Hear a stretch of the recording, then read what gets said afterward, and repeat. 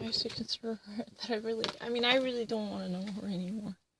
She's a really amazing lady, and she has nothing to do with me. I just don't want to think about her.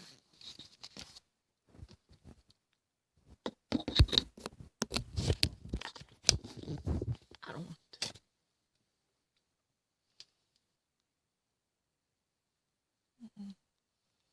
That's not what I want. We can hate each other, but we can actually, be in a better condition to go after each other. I can attack her. I can actually bite her. But she should be living happy life. So I can be freely casting aspersions on her. It's not right. I don't want to do it. I'm so sorry. I just really don't want to mention her. And I wish her all the best. I really mean it. I really think she deserves better than that. She was really hard. And I just really feel bad, I don't know. I'm really sorry, but I just couldn't think otherwise.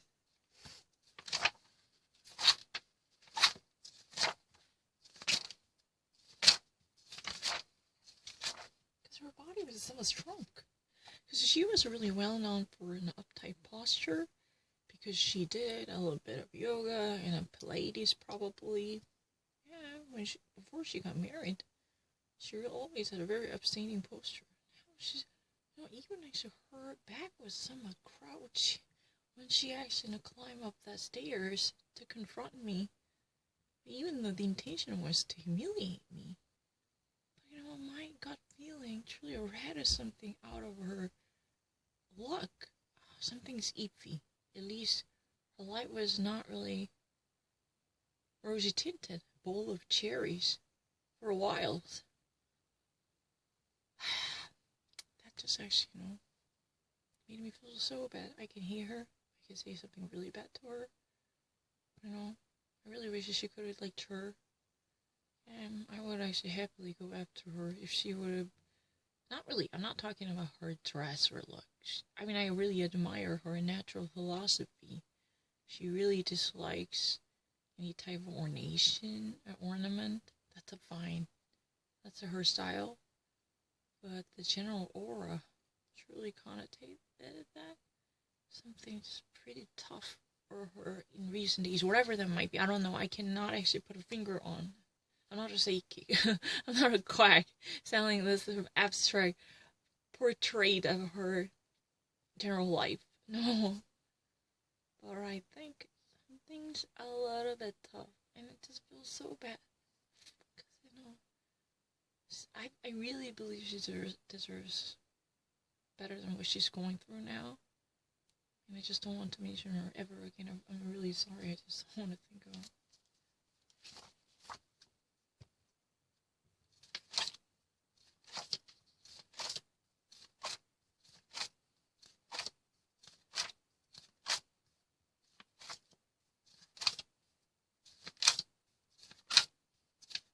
There are a lot of dynamics going in her life that would have troubled her soul, probably. Whatever that might be. I'm not talking about the materialistic issue. Because, you don't really need to be rich to have a happy look, right? Because your clothing would never fool you. Alright? That's true. But I can sense that it's a nonverbal countenance. That's a really, really, really different than what I used to know from her. And I feel quite disturbed. And I don't want to mention her anymore. That's it. I just feel bad.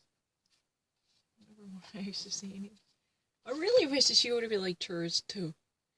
I'm not really, carry whatever clothing or bags. That's nothing.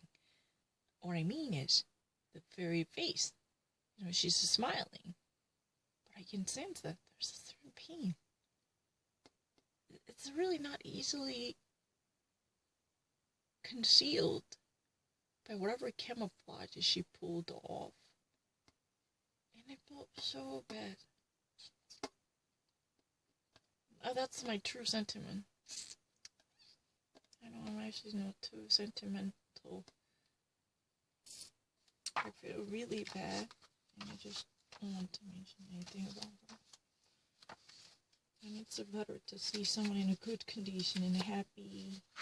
If you ever want to hate someone, that person is performing well and really happy and living in a fulfilling life internally. I mean, not just work life, I mean, the private life or any different sector. I don't know, whatever that might be. Oh, this actually made me feel bad. No.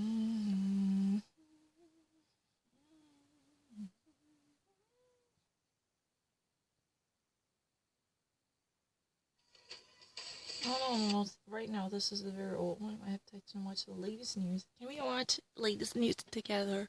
Now, it's not a check, it's a box. A box that I have to stretch out for 7 days. That weekly box has donated food from the LA Food Bank and Salvation Army. While her older daughters learn virtually on public school laptops, Who's ready for lunch? Alejandra gets free childcare and lunch at the Salvation Army. Too young to understand a virus's impact on her family. The youngest, she wants what she sees. But I tell her, Mommy, I can't. I have to tell her tomorrow so she could forget. And every day it's tomorrow. Yeah, everything is tomorrow.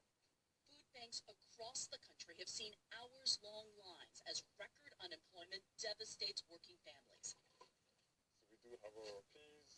At the Salvation Army Food Bank in Los Angeles, they fed 10 times the number of people as last year. It is not like it happened for a week or 2 weeks. So right now, most of the mothers are relying on the food bank or Salvation Army donating in a different type of goods with no cost at all, because these opportunities are really humanitarian efforts, reaching out to the impoverished.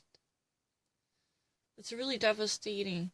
A single mother working at the local school or food banks or even homeless shelter, they really need to seek any child care service offered at the municipal or humanitarian organizations. The Salvation Army offers, daycare center, which could actually, better help their family and work-life balance. And it's really sad. Alejandra's young daughter had no idea what's going on. Because, most of these children at the facility were too young to understand the gravity of a viral infection. And this low-waged mothers have no more capacity to work outside. Unemployment all of a sudden spiked, especially in California. So many of immigrants who barely would be protected by the Social Security program, they would actually, hardly be the recipients of food banks. But they were actually somehow given exceptions. Now, thankfully, thanks to philanthropic efforts, they can actually pick up gots, or these type of care packages would be delivered with a canned goods, in order to at least minimize the security of life by providing daily victuals to them, no matter how small that might be. It's devastating. So 10 times a greater number of people knocked on the door of the food banks in comparison with the last year. That means so many people just added themselves to the list of recipients to get the benefits from the freely delivered and handed out goods, because they couldn't afford any of them. Because right now they're fired from their jobs, or they could no longer find any place to work. Even if they actually manage to survive hand to mouth, that type of opportunity is gone in the wake of the coronavirus. This is really devastating. People can't afford anything, so they've been actually seeking to external helps, but that would never be enough. Can you imagine that? 10 times greater. This is like this. Last year, this time, for instance, like 200 people sought after help from the food banks or the pantry, humanitarian pantry. And now, when we have 2,000 people, then a shortage of resources would be inconceivable. And this would only go worse because, there is no promise when we could actually go back to work. The resumption of the entirely functioning economy is really unthinkable, right? It's devastating. And a previous family, they actually have two daughters who were normally, part of the school curriculums. They were actually taught at public school, but they could no longer attend school. So they only actually landed public school laptops because they can't afford any of them. They have no money to spare for that type of luxury. So they actually loaned laptops like Chromebooks, right? These are really the only venue allowing these students to learn the minimum from the schools. Otherwise, they would be pretty much uneducated.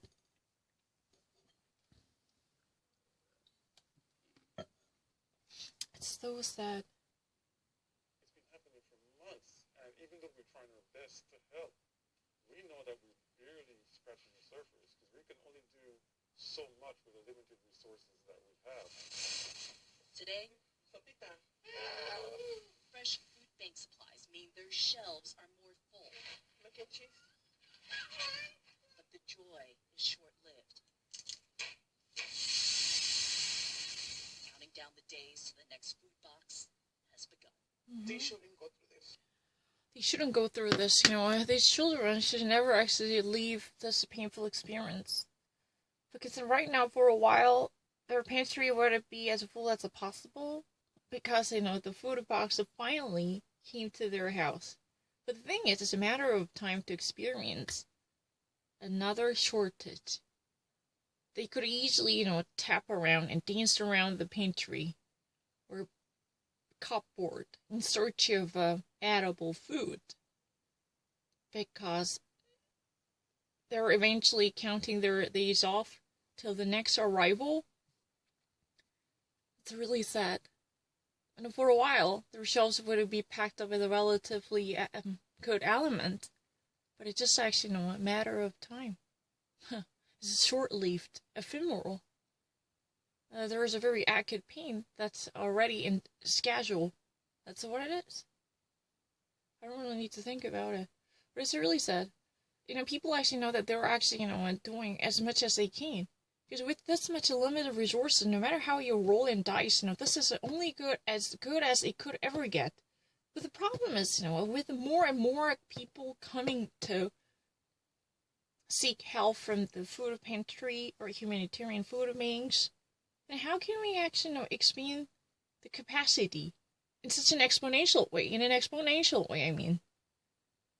And that's really, it would probably be like scratching the surface, but we already actually scrambled as much as we can to accommodate this ever-enlarging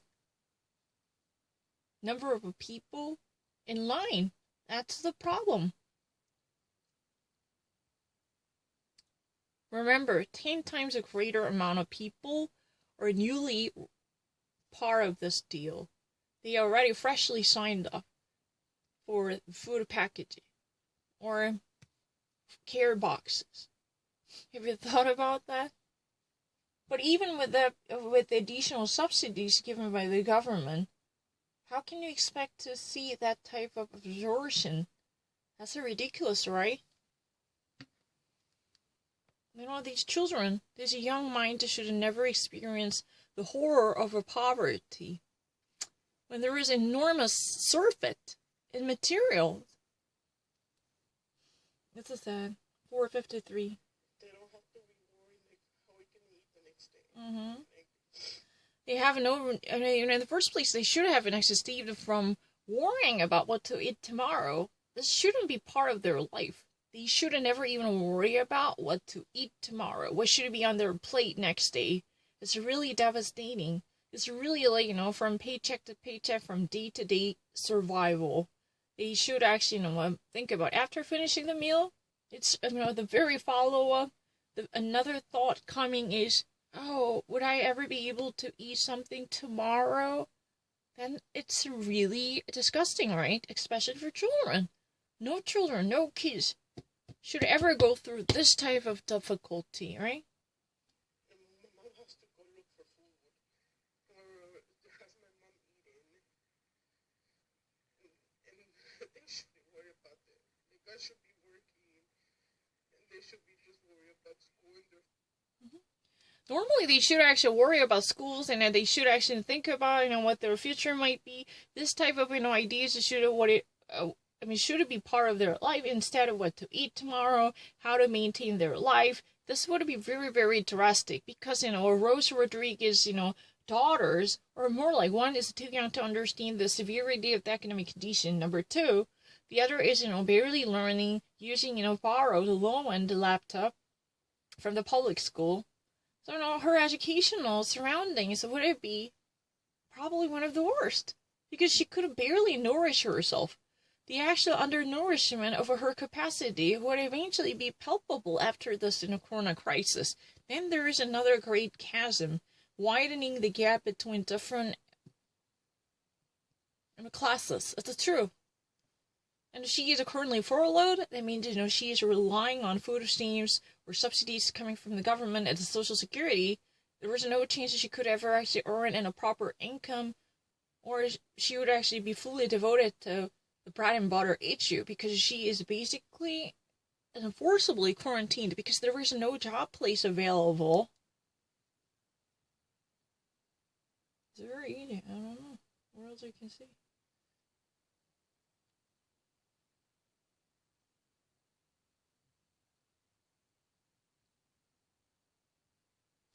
Other southern U.S. states putting millions under flash flood watches.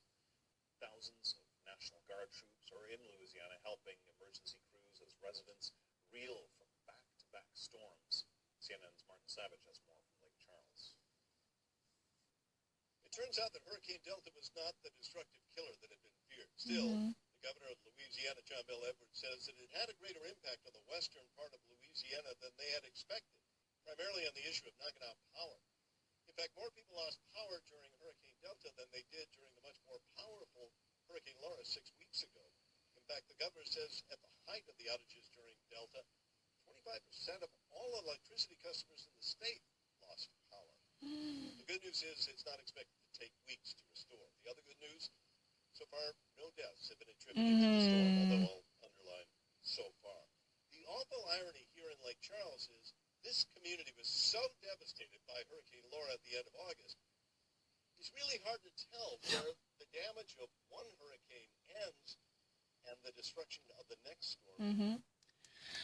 So this Lake Charles area in Louisiana truly bore the grim image coming from two main-to-main back-to-back hurricanes. First, Laura 6 weeks ago hit the west part of Louisiana with a massive blow. The almost entire community at the time lost their electricity, and it took quite a while for them to recover from it, and there was still a reeling from most of the residents, But Delta was relatively weak in consideration of Laura. So according to the recent assessment, because of the Delta, which was eventually downsized to tropical storm after its enfeebled wind power, 25 percentile of the total consumers of electricity lost their access to power because of Laura. Because of Delta, Delta, the latest one. Delta was somehow, a weaker version of Laura.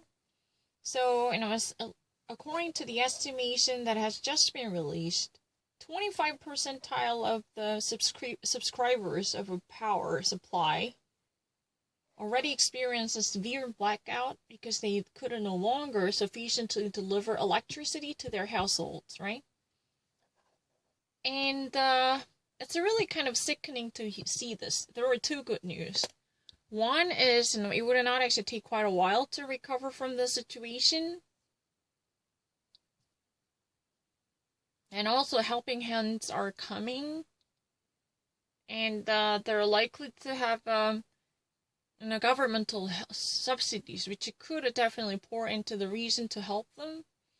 As well as there will be scheduled the renovation and construction to bring the power back into the community as quickly as possible. But this in a Lake Charles area, which is really terrible. So the one neighborhood was totally devastated and ravaged by the power of a natural catastrophe. One could have barely figured out which storm and which hurricane had done this to this community. You cannot actually tell this difference apart. How would you even actually say that? This house in total wreck would it be from Hurricane Laura or Hurricane Delta? You can never figure that out. The Louisiana's governor, Jean-Ville Edwards, already actually mentioned this would be a really terrible situation that would completely brought down the entire economy in the state. As seen as Martin Savage actually reported on it. Tens of thousands of people are in devastation. Their lives are completely shifted off the track. They can no longer gain power. It's really shocking to see that there is no single house that would be intact. But there is another good news. There is no death that has been reported so far from Hurricane Delta. Thankfully, Delta caused no fatal casualty. That's another good news, right? But there are helping hands coming to fix the situation as quickly as possible. Because, so many people lost their access to electricity. The power outage has been going on for days, so they could no longer perform their basic activities like staying up at night or even cooking for some people, right? They need to actually kindle fire using a brimstone or a lighter and whatever external material. They can never actually put on the burner. Ignition of the burner requires electricity, right? They need to actually get a power battery to do so. Or they need to actually have a power generator in their warehouse. But he's been actually standing in front of a completely crumbled house and saying that one can barely actually tell that this is from the past Hurricane Laura or this Hurricane Delta. Delta was eventually downsized to a tropical storm as it loses its power. The gust of a wind has been subsided.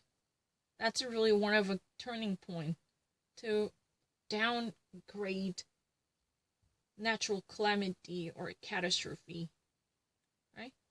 That's what she said. I mean, the meteorologist, Alice Chinchar, right? Are you getting cry? Yes, but we do know there is additional damage here. You know that by the blue tarps, which were an indication of the families and homeowners starting to make the very basic repairs. Mm-hmm. Now you will find blue tarps torn, shredded, ripped, and strewn all over Lake Charles, which means that homes have been damaged again. Mm-hmm. The homeowners and the people who live in them will have to start all over again, which there are signs they're all... So, you probably have to see a shimmer of hopes. There are blue tarps. The tarps, with this type of a thin layer of plastic, waterproof coverage. You actually, if you have an aerial view on a chopper, there are, bluish waves surrounding the rooftop of many different houses, right? You can actually spot the bluish drapery.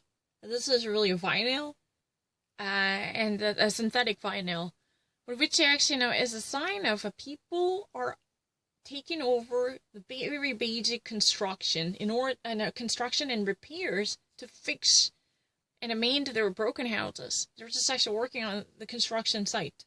At least if your roof is completely a roof or scaffold or even actually a platform would be broken, then you need to fix it. This type of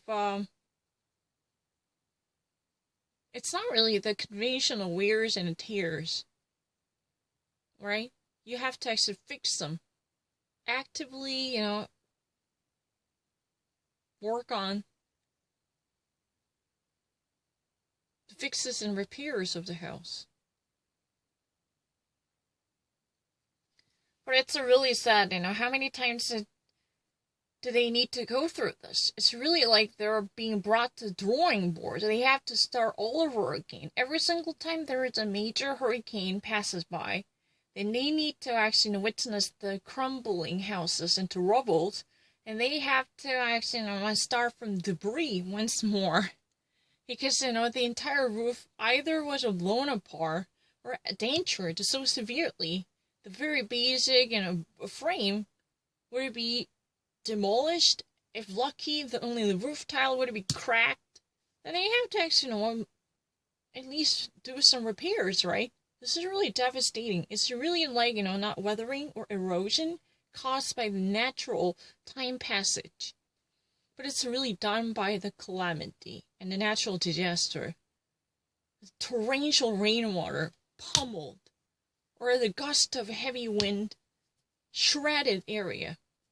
You actually see the tarps that were actually torn apart or strewn over the place or even shredded to at least fix the cracked hole before, your rooftop would be falling through the cracks.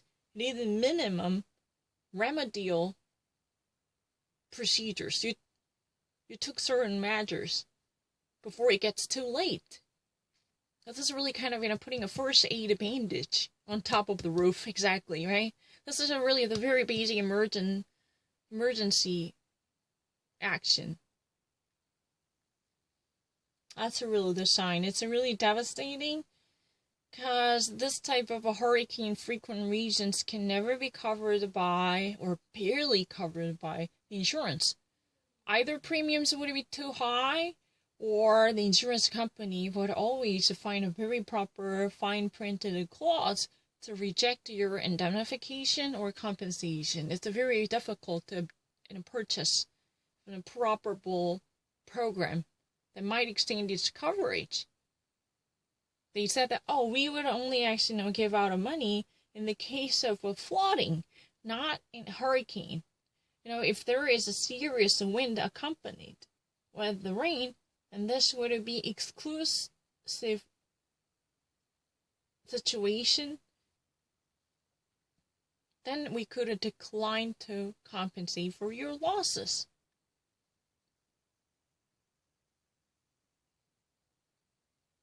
The exceptional case can always be the cause that might justify their rejection, the exclusive, something that should never be part of the deal in the first place. The devil lies in detail. You always have to read thoroughly. If you can actually understand it, right? The layman can never actually finally get the actuarial conditions. It's very difficult to understand. You always need to hire a lawyer who could figure that out. It's very tough. They said that if there was a thunder, even actually, I saw a certain case, there was a guy who paid a pretty decent amount of premiums, but he didn't actually notice that if there was a hurricane and it would actually be verified with the emergence of a thunder, then any type of losses caused by thunder, especially power outage and a blackout that might actually cause serious damage to your electricity, electronics, then, it would have never actually be compensated. It could have never be redeemable. Because, for instance, if you're actually working on your computer, and because of the sudden power outage, the computer itself was broken, it would not be fixable. So you have to actually purchase a new one. But that type of line would be tricky, because the insurance... No, I'm not lying. The insurance company can verify the actual onset of the thunder on that day. And if that would have truly turned out to be in favor of the condition, excluding the case associated with thunder, then you can never actually claim a single penny. That type of constant causes for rejection would be very, very prevailing in the industry. It's true. You would always find a tiny splinter issue No, I'm not lying. They're really actually good at picking up with the tiny fine printed lines. That's what they were doing.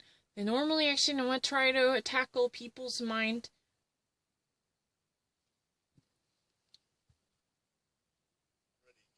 Relying on the help of their friends and neighbors in their community. Again. They're actually it's really true. They're relying on helps coming from their friends and families again. They were just actually desperately waiting for the advent of their friends and families who can wire a certain amount of money because they can no longer actually afford anything that might sustain their life, no sustenance or victuals, because the whole market has already been devastated by the coronavirus. Now they've been pummeled by the natural disaster. Where could they ever actually obtain helps? This is really it's a really kind of difficult situation. It's not just a conundrum, it's really a predicament where there would be no solution in sight to that problem, right? Lake Charles, Louisiana. And if you're looking for ways to help the victims of Hurricane Delta, go to cnn.com/impact, and you'll find a list of organizations on the ground. If you really want to actually, give help to those people under duress or in poverty, you can actually go to cnn.com/impact. You can find a list of organizations who could actually, perform this humanitarian work on behalf of you. You can actually transfer money to them. Those people, so-called sinister, the victims of natural disasters, you can always go there. The Delta's victims are waiting your help to come in. Kim Bruhober. It's really easy. I have no difficulty of understanding this in a name that I've never heard of. To me, it's really easy. Why are you actually saying that? I don't really need to. Lake Charles, by the way, in Johnville Edwards, that's really the name of the governor, and Martin Savage was a reporter, and Kim Burho, I saw it. It's really easy. I have no difficulty understanding names. It's very fine. Debate, which meant, of course, that it was canceled. Conventional wisdom is that if you're down the polls, you want a chance to lay a few blows on your opponent with millions, watching on TV. So it's really counterintuitive. If you ever actually think that following from the conventional wisdom, this is really like committing to common sense, if you're really actually, struggling behind and trailing back your opponent, who's more viable as next candidate to be the president of the United States, then, you should be the one desperate to have any say in this conversation by partaking in additional debates. Not actually, all of a sudden picking up on the rules saying, I don't want to do this, I can't, It's really kind of had a scratcher and thinking, what's going on Donald Trump's mind? I don't really understand it.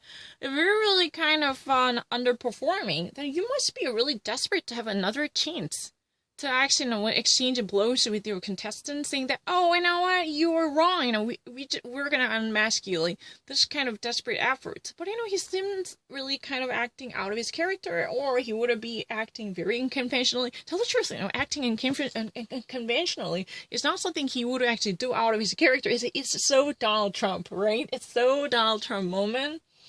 But the problem is, what's really the logic behind it? That's a very, very bewildering, tell the truth. Many people find it perplexing why he's been actually refusing to do this. He declined to do so. That's really the reason it was off the table. It's already canceled because he cited that the Presidential Debates Commission changed the rule unfairly by actually adopting a virtual format. A Zoom debate is now the sentiment of the era. That's what has been said, and he thinks the real debate should be not behind the screen or on the computer, a virtual reality thingy. He really believes that there should be, vis-a-vis, face-to-face, man-to-man moment on the stage to have the livelihood and the fierce spirits of debate. That's what it is about. It's really understanding. Normally, if you're a really underdog who's not performing well, then you just really wanted to actually back for another chance to sell your story, whatever sob story might be. You just really want the soapbox to be heard while viciously attacking your opponent with all your power. But he seems not to nonchalant. That's a problem. He's not really that much involved with this current, poll results. He's not really that much interested in. That's very interesting. It's not really normally what we expect to hear from any outgoing president with the harassing numbers, or, portending his demise. It seems really kind of unconventional. It's the front runner's advantage to skip out on it to avoid making mistakes. So what's the thing? So normally the front runner, who's been playing really well by staying on top normally, withdraws from this chance because one could actually, make a fatal blunder. So this would be better off to maintain the status quo instead of actually, risking another chance. That would be the thingy. The conventional wisdom is underdog would have liked to be very desperate for another chance, and front runner would have liked to stay out of it, or decide away from chances that could have put him or her in the shade by making unwanted mistake or blunder or social gaffe or anything. Think about it, right? But what is going on? Why is this happening? That's so unlike what we used to know. Is it because of the format? Because obviously, the town hall didn't go that well for the president when he did one last month. Mm-hmm. Well, I think and also, the debate and the town hall, the president actually did last month, doesn't really go in a way that he wanted to see. There has been certain dissonance between what he wanted to see from this in the debate and the town hall in any format that he actually wanted to stick to. It didn't really actually turn out to be the way he idealized. That's the truth, right? Right on, Kim. I think Trump definitely sees a clear tension here in deciding whether to debate. On the one hand, a typical candidate, as you said, who's trailing nationally in the polls, especially by the margins that Trump is, would jump at getting on stage. With roughly 3 weeks left until the election, any chance you have to get in front of the American people and make your case isn't an opportunity that you want to squander. On the other hand, the general consensus is that Trump's performance in the first debate didn't do him any favors. I think that's putting it mildly. And the polls that have come out since September seem to bear that out. So the last thing Trump wants to do, I think, is repeat his performance from the first go-round. According to the recent polls, Donald Trump actually, performed really poorly from the past debate. Many people actually, if you ever actually euphemize it, put it mildly, if you really actually, not being so accurate on this issue. Donald Trump's last performance throughout the debate, actually during the first debate, truly did lots of unfavorable things to him. He didn't actually, gain much from. Tell the truth, he experienced a certain suffrage. Because he was acting so disorderly and chaotically, that actually caused a certain discontent across the nation. That somehow got materialized based upon the polls canvassed after September, following from the debate. You would have noticed that people didn't quite enjoy his performance. They were shocked to hear his thumping behavior. The last thing, his campaign ever wants to see is, now we only have, less than 3 weeks before the election, is the repetition of his first debate performance. That's one of the reasons. Maybe he might be frustrated with the format, and he would be acting so unconventionally as an outlier and a pariah. Even after he has been part of the system, that's really unusual, but it can be very thinkable, right? And tell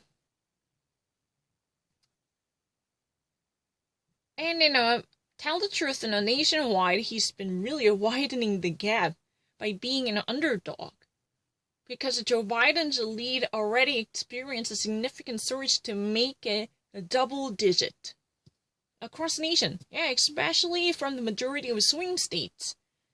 Joe Biden somehow managed to slump into the zone of safety. He could actually even claim that. Because no longer it's a battle within the margin of error.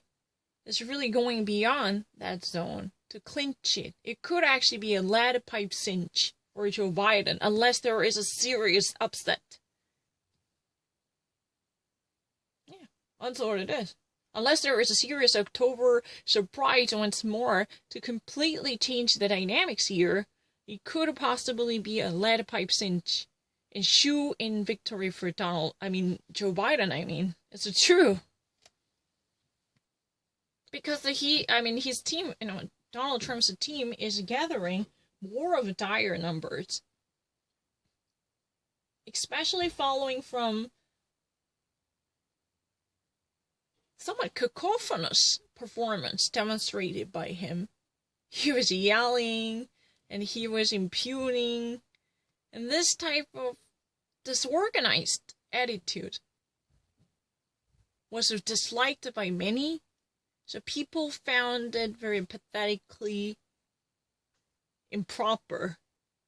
And these sentiments were finally materialized and substantiated with poll numbers, especially after the September. So his campaign maybe, it somehow discouraged him from acting in that way. By withdrawing from the debate altogether, that could be possible. I don't know, but that's his words. My mission is, I can understand the tonality. That's a really kind of... to prove I can understand the tonality. History were not to repeat itself, of course, referencing the pandemic in the spring. The Prime Minister's statement is really coming after a very confusing and worrying week across the UK, where we've seen the number of cases nearly double, now almost 250,000 cases across the country. We've heard from the country's health secretary saying the country's in a perilous moment. We've seen a rise in hospitalizations in the north, Manchester, Liverpool, Newcastle, all of these cities dealing with a resurgence in the virus. And among all of this, we've heard literal from 10 Downing Street. So people are asking questions. What are the next steps? What will be taking place? Am I under stricter measures? And when does all of that start? These are the answers that Prime Minister Boris Johnson has to give to the House of Commons on Monday. And while we don't know the content of the announcement, there have been reports to local media that the country is considering a 3-tiered system, similar to what's happening in France, where you carve out the country geographically. Each area is put in one of 3 levels based on its rate of infection and the number of cases. Those at the highest level, level 3, will have to face tougher restrictions, including the shutting down of pubs and restaurants, banning mixing households, and potentially there's a financial package there to help those businesses that have to shut their doors. But again, what we're hearing over and over again from experts is that the Prime Minister needs to come out. He needs to provide clear and simple instruction to the public if we are to stem this second wave, Kim. Yeah, it's so crucial in every country. Thank you so much, Salma Abdelaziz in London. Well, for more on all of this, I'm joined by Dr. Peter Drobak. I just actually didn't make a mistake. Why would you actually say that? I actually heard exactly what I need to hear, and I didn't actually make a tiny mistake. Why people actually say that I was actually not good enough? This is really ridiculous. I actually got the tonality, perfectly enough to actually say that. Last time, she said that, the second tier, the first tier experience, with the most drastic tier, would it be closing down all the pubs? And I don't want to actually go to the UK. Why do I ever actually need to be part of it? I barely actually understand their culture, even though I understand their English. Everyone actually says the Prime Minister should have come out and face the situation, because now, it's about to face a serious change. It's a tipping point, whether this would actually go completely wrong, or this could actually be contained in the range of reason. I don't really understand it. I have no difficulty, I actually don't understand the Lake Charles. It's a very not difficult for me to understand it. It's in Louisiana. I only know American region very well. I don't really need to. I really understand every little detail. Lake Charles, that's what has been actually delivered by Martin Savage. No, I'm not really savage at all. I know the detail really well. And it could actually, if the most urgent form would be adopted, then closing bars, or even actually shutting down every possible restaurant or any dining area, that could be actually worsened in the face of this coronavirus. Because this could properly propagate the virus dissemination and whatsoever, it's really not difficult at all for me to understand. Infectious disease and global health expert at the University of Oxford. Thank you so much again for joining us. So we just No, I don't want to actually go to England. I will never. I don't want to. I don't know about them, and I just really don't care about them. No, protests, we've seen court cases and so on.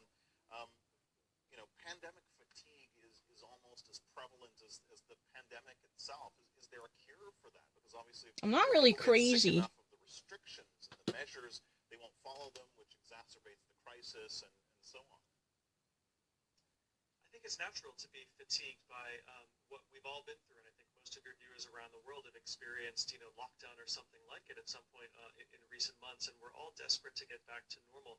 And that's why these coming weeks and months are going to be so difficult, because we need to take action that's quite strong, but there's a lot more resistance to doing so.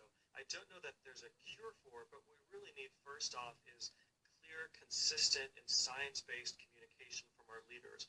One of the things that's been lacking, certainly here in the UK and in some other settings, has been a comprehensive kind of long-term strategy. So we seem to lurch from really severe restrictions to almost, being encouraged to get back to normal and get back out there and go on holiday and get into restaurants. And we're swinging back and forth. We need to realize that we're still in the early phases of this pandemic. And even if and when a vaccine comes, it won't be a magic bullet. So we need a strategy that's going to allow us to save lives. So it's really easy. Dr. Peter Drobak, an infectious disease expert at Oxford University, just said that.